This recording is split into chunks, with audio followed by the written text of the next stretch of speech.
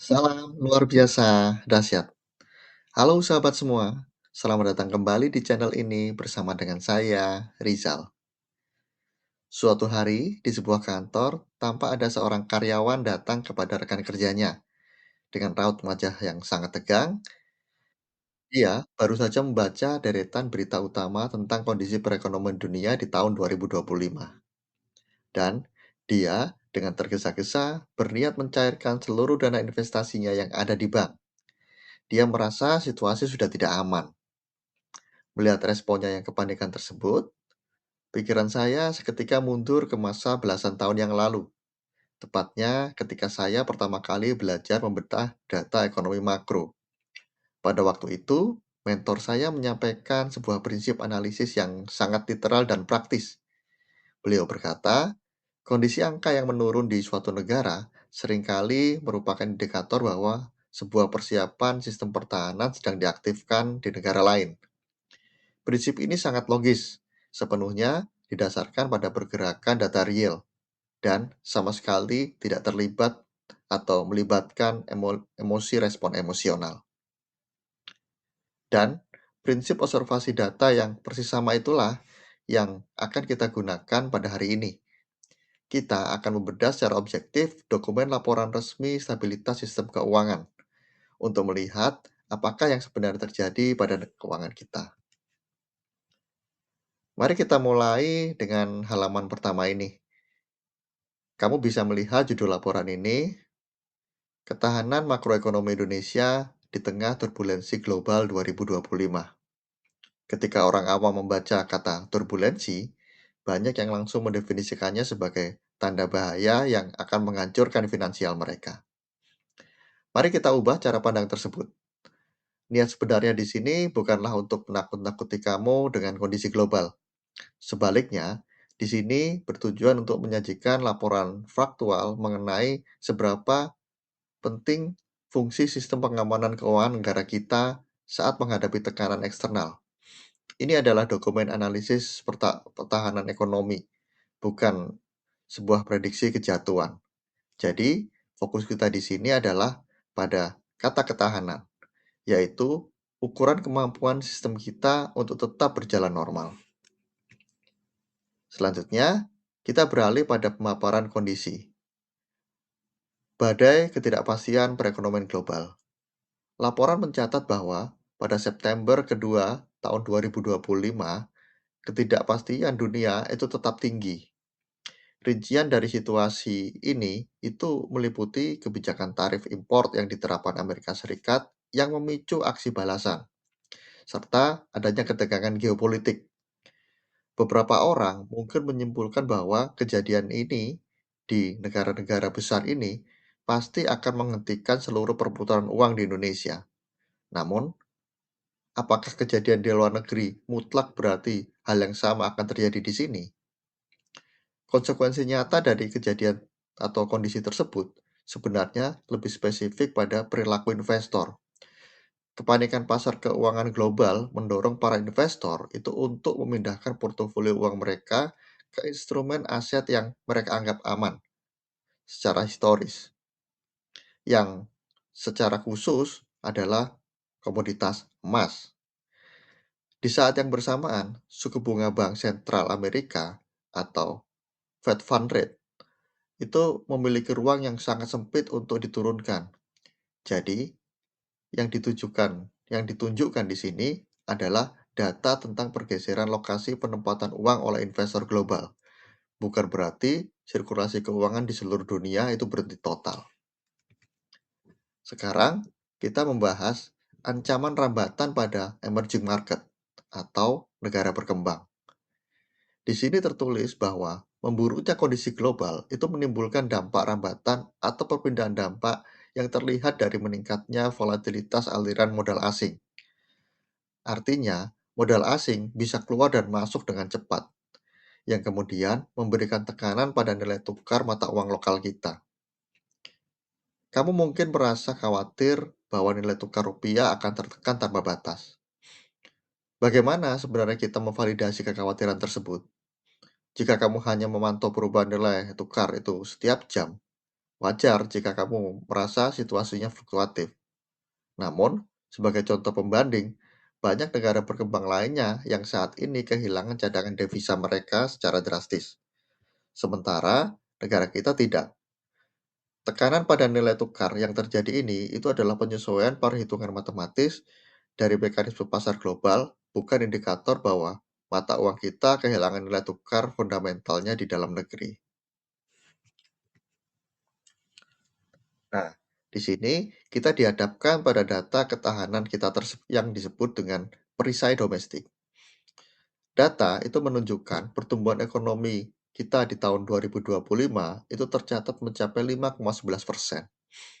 Angka ini secara faktual lebih tinggi dibandingkan capaian pada tahun 2024 yang berada di posisi 5,03%. Mungkin ada yang mengevaluasi angka ini dan berkata, pertumbuhan 5% itu belum cukup besar. Namun, mari kita perluas sudut pandang kita kepada kerangka yang lebih besar. Di dalam kondisi ekonomi global yang melambat, mencatat angka pertumbuhan justru meningkat menjadi 5,11% itu adalah sebuah ukuran fenomena yang sangat solid. Dan jika kita melihat dengan lebih detail, pertumbuhan ini itu ditopang langsung oleh aktivitas rutin masyarakat kita, yaitu konsumsi rumah tangga, transaksi investasi, dan kegiatan ekspor. Lapangan usaha seperti industri pengolahan produk, perdagangan, dan pertanian terus memproduksi barang. Nilai tukar rupiah juga tetap terkendali karena Bank Indonesia aktif menjalankan kebijakan stabilitas di pasar valuta asing. Dengan kata lain, ketahanan ini dihasilkan langsung dari rutinitas transaksi ekonomi yang kamu dan seluruh masyarakat lakukan setiap hari.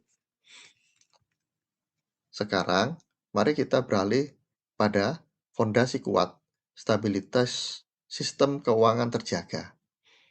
Kinerja intermediasi, yaitu proses bank menerima simpanan dan menyalurkan pinjaman, itu dilaporkan tetap dalam kondisi yang baik pada paruh waktu kedua tahun 2025. Di sini tercatat bahwa pihak korporasi atau perusahaan-perusahaan besar itu cenderung bersikap hati-hati, sehingga mereka lebih memilih memanfaatkan dana internal perusahaan mereka sendiri dibandingkan daripada meminjam uang baru dari bank untuk melakukan ekspansi bisnis. Sebagian orang itu mengartikan hal ini sebagai bukti bahwa perusahaan sedang melemah. Padahal, tujuan lain dari penggunaan dana internal ini adalah untuk mempertahankan rasio kas positif agar pembukaan mereka tetap aman dari beban bunga selama masa ketidakpastian yang tinggi. Ini adalah strategi manajemen keuangan yang sangat rasional, bukan tanda kelemahan operasional. Laporan ini juga mencatat adanya sedikit peningkatan rasio kredit pada segmen rumah tangga kelas menengah bawah. Data ini dipaparkan secara rinci agar otoritas itu bisa menerapkan tindakan penyesuaian khusus pada segmen tersebut. Dan bukan berarti seluruh struktur kredit perbankan sedang bermasalah. Sekarang, mari kita membedah titik buta baru, kerentanan IKNB, dan fraud aset kripto. Sistem perbankan konvensional kita memang terbukti kuat, namun skema kejahatan pencucian uang telah bergeser dan kini mengeksploitasi aset digital lintas negara. Di sini menguraikan secara spesifik mekanisme penipuan kripto yang terjadi dalam 3 tahapan berurutan. Pertama, tahap perolehan, di mana pelaku mendapatkan dana ilegal dari tindakan memanipulasi korban secara psikologis atau rekayasa sosial hingga penipuan terencana. Kedua, tahap penempatan, di mana pelaku itu menggunakan rekening-rekening yang disewa dari orang lain untuk memindahkan dana tersebut dengan jumlah nominal tertentu. Hal itu dilakukan guna menghindari pelacakan dari sistem keamanan untuk mendeteksi pencucian uang. Ketiga, advanced layering, di mana pelaku itu membeli alat aset kripto dengan uang hasil kejahatan tersebut dan memindahkannya ke dompet kripto di luar yurisdiksi negara kita agar tidak bisa diakses oleh penegak hukum. Daripada kita menghabiskan energi untuk mengkhawatirkan kolapsnya bank tradisional, yang sudah terbukti solid pengawasannya, prioritas yang jauh lebih penting saat ini adalah mengenali kerentanan pada perlindungan informasi data pribadi kita dari skema manipulasi digital ini. Istilah titik buta di sini secara harfiah merujuk pada area transaksi teknologi baru yang sepenuhnya diawasi secara seragam di tingkat global.